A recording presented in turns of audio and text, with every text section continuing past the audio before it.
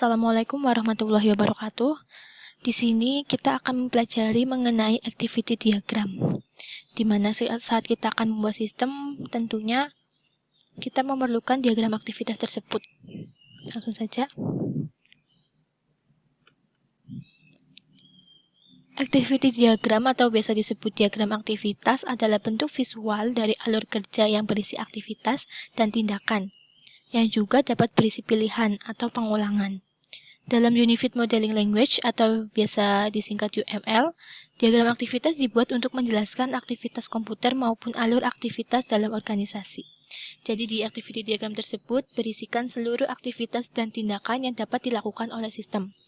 Selain itu, diagram aktivitas juga menggambarkan alur kontrol secara garis besar. Diagram aktivitas sendiri itu biasanya dihubungkan dengan tanda panah. Panah tersebut mengarahkan dari aktivitas pertama sampai akhir. Nah, panah itu juga salah satu komponen dari activity diagram yang nantinya kita akan bahas.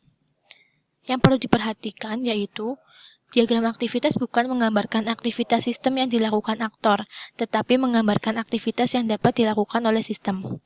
Jadi, sekali lagi, bukan aktivitas yang dapat dilakukan oleh aktor, tetapi yang dapat dilakukan oleh sistem.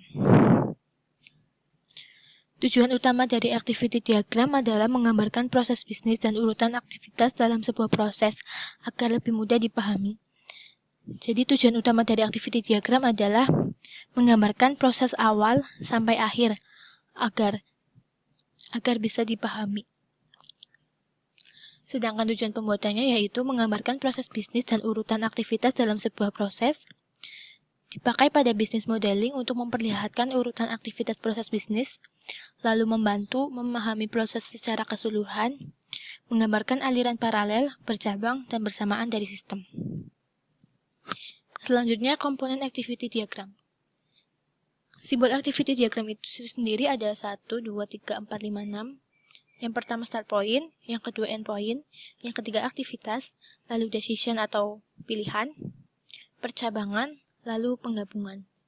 Lalu yang terakhir ada swimline untuk mengelompokkan aktivitas berdasarkan aktor dan sistem. Penjelasannya, start point merupakan lingkaran hitam kecil yang menandakan tindakan awal atau titik awal aktivitas. Nah, start point ini ya, nah itu tuh buat mengawali kita dalam membuat suatu diagram. Yang kedua adalah ada final state atau endpoint. Nah, endpoint ini sendiri adalah kebalikan dari start point, di mana jika kita sudah selesai membuat aktiviti diagram tersebut, bisa ditandai dengan adanya endpoint. Lalu yang ketiga, activity atau aktivitas. Nah, aktivitas ini sendiri berbentuk seperti persegi panjang, lebih mirip ke Terminator gitulah ya. Nah, itu menunjukkan aktivitas yang dilakukan atau yang sedang terjadi dalam activity diagram. Jadi saat kita membuat sesuatu, aktivitas apa yang sedang dilaksanakan itu diletakkan di dalam activity tersebut. Yang keempat ada swimline. Swimline berfungsi untuk memecah activity diagram menjadi baris dan kolom untuk membagi tanggung jawab objek-objek yang melakukan aktivitas. Dalam sebuah sistem, pastinya kita tidak hanya memiliki satu pilihan ya, pasti banyak pilihan. Nah, swimline ini membagi banyak pilihan tersebut. Jadi, misal ada pilihan 1 atau 2, jika kita milih 1, pasti nanti akan dilanjutkan ke alur nomor 1. Jika 2, berarti dilanjutkan ke nomor 2-nya. Pemecahan itu dilakukan oleh swimline. Selanjutnya ada decision. Decision ini berbentuk seperti belah ketupat ya. Itu suatu titik atau poin pada activity diagram yang mengindikasikan suatu kondisi di mana ada kemungkinan berbeda antara sisi.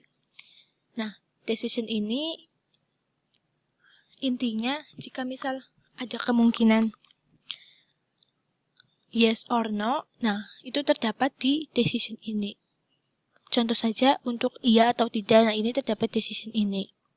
Jika iya lalu bagaimana, jika tidak lalu bagaimana, itu akan ditentukan di sini. Lalu selanjutnya adalah fork atau percabangan.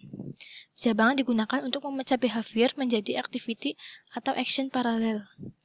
Lalu selanjutnya ada join. Join itu penggabungan.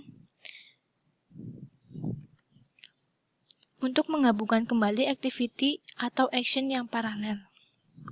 Nah, mungkin itu saja komponen dari activity diagram ya, tidak banyak. Selanjutnya, di sini saya mempunyai contoh dari activity diagram. Nah, di sini adalah contoh activity diagram dari input buku perpustakaan. Di sini terdapat 3 tabel. Yang pertama admin, ini. Yang kedua sistem, lalu database buku. Nah, yang pertama ini namanya start point yang sudah kita bahas tadi. Berfungsi untuk menandakan awal terjadinya aktivitas.